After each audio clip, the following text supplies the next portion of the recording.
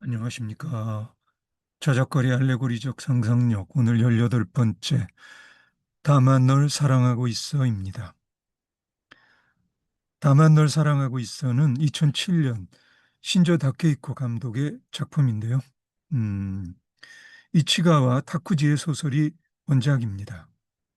예, 전형적인 감성 연애물이라 할 수 있는 그런 작품이에요. 중학교 2학년 정도면 영화를 이해하는데 전혀 문제가 없을 만한 그런 상투적인 영화입니다. 하지만 내 생각에 이 영화는 지금까지 제작된 사랑을 다룬 영화들 중에 첫손 꼽을 만한 작품입니다. 지금 이 순간에도 온 세상 도처에서 사랑을 소재로 한 엄청난 양의 소설, 영화, 연극, TV 드라마들이 홍수처럼 쏟아지고 있죠. 혹시 아이가 있다면 내 아이는 이런 사랑을 했으면 좋겠다는 생각이 들 만한 영화로서 어떤 작품을 추천하고 싶은지요? 연애학개론? 예, 나는 절대 아닙니다. 이미 짐작했겠지만 나로서는 주저할 필요도 없이 다만 널 사랑하고 있어입니다. 표면에서는 평범하기 그지없는 이 영화가 한 표 아래 저작거리의 알레고리적 상상력의 지점들을 통해 최고의 사랑 이야기로 탈바꿈합니다.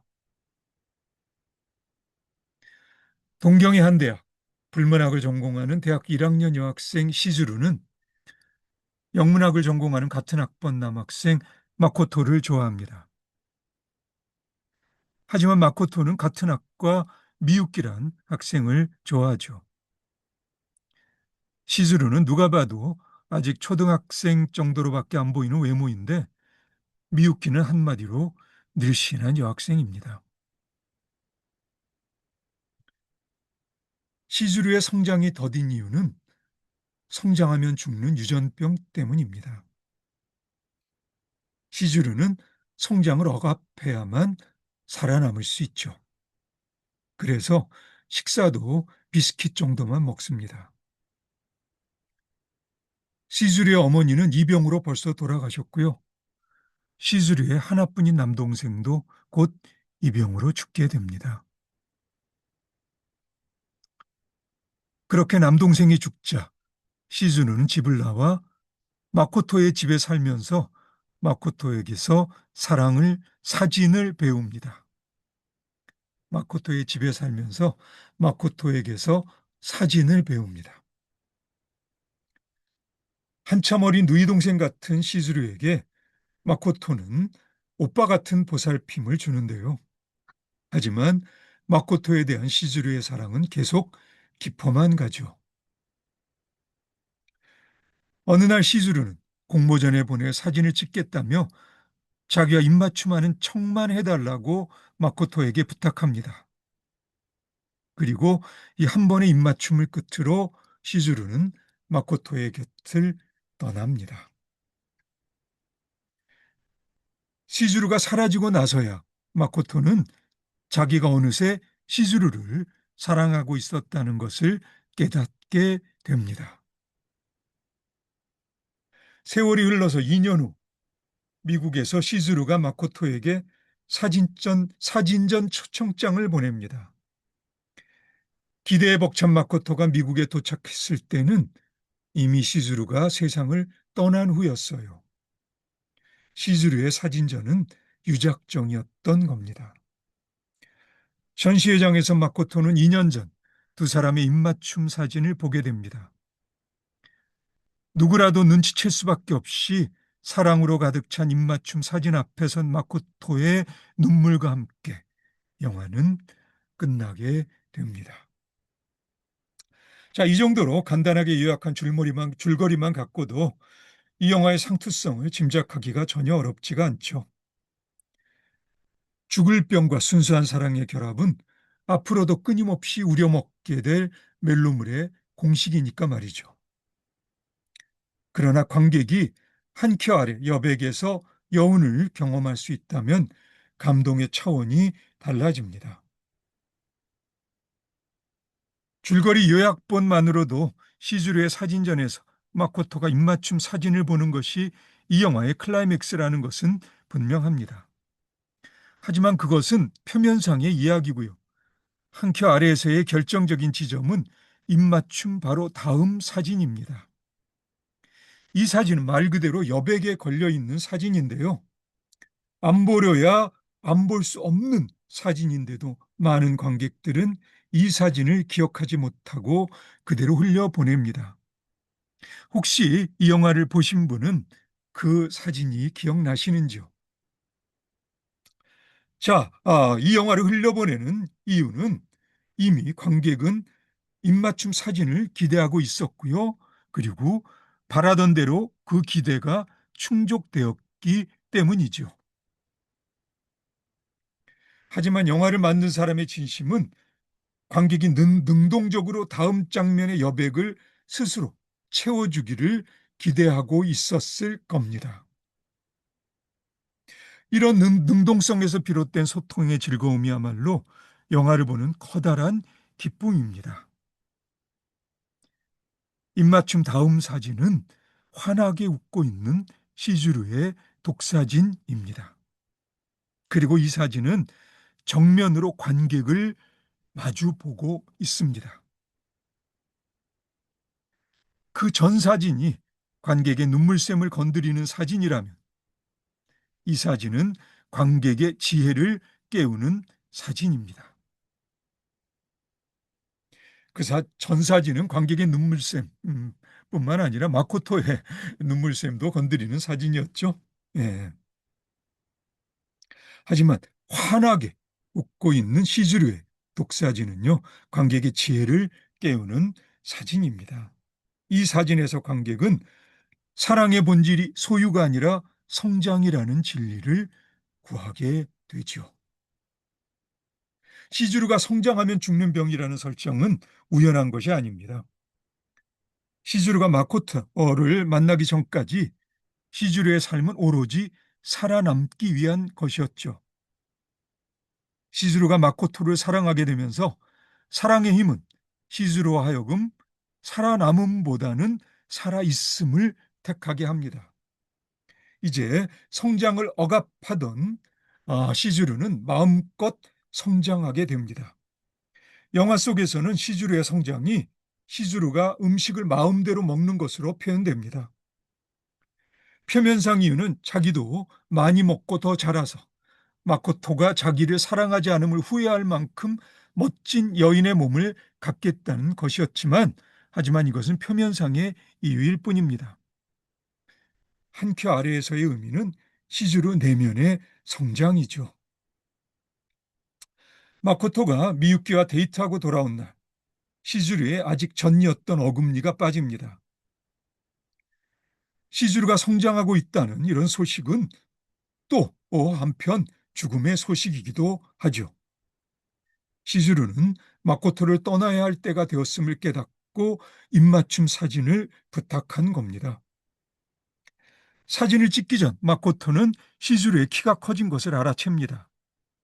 그리고 시즈루의 눈도 좋아져서 안경이 필요 없게 되었죠. 이제 시즈루는 사랑의 힘으로 보이지 않는 것을 볼 수 있는 그런 지혜의 눈을 띄우게 됩니다. 마코토에게서 처음 사진을 배우기 시작한 시즈루가 2년 만에 뉴욕 한복판에서 사진 개인전을 갖게 된 데에는 이러한 성장의 배경이 있었던 겁니다. 시즈루의 사랑은 소유가 아니라 성장이었어요. 나는 나의 아이들이 성장하는 사랑을 했으면 좋겠습니다. 하지만 주변에 흘러넘치는 사랑 이야기들은 대체로 성장이라기보다는 퇴행을 다루고 있습니다. 사랑을 하면 더 집착하고 더 요구하고 더 때를 쓰고 더 궁시렁거리죠. 그것도 사랑이란 이름으로 말입니다. 찾아보면 놀랍게도 성장을 다룬 사랑의 이야기가 귀합니다. 마코토를 사랑하면서 처음에는 시즈루도 사랑에 수반하는 감정의 소용돌이를 경험합니다.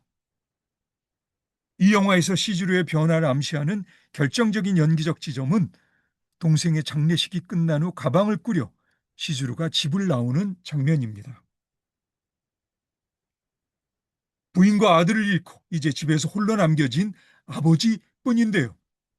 만일 시즈루가 살아있음을 포기하고 살아남음을 택했다면 아버지 곁에서 비스킷만 먹으며 살고 있어야 했을 겁니다.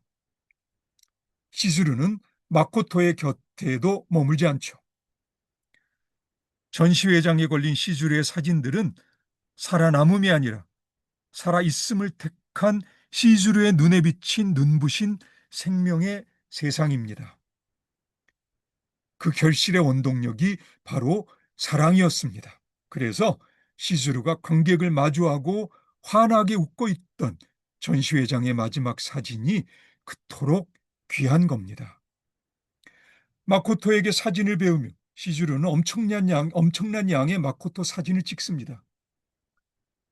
전시회장에 걸려있던 마코토의 사진들에는 두근두근 시즈루의 사랑의 감정이 묻어 있죠. 이것이 관객들이 이 영화에서 1차적으로 기대하는 그런 감정입니다. 하지만 이 감정은 관객에게 다가가기 위해 필요한 이를테면 말이었습니다. 정작 말이 끄는 수레에 담겨 있었던 것, 그것은 시즈루의 성장이었습니다.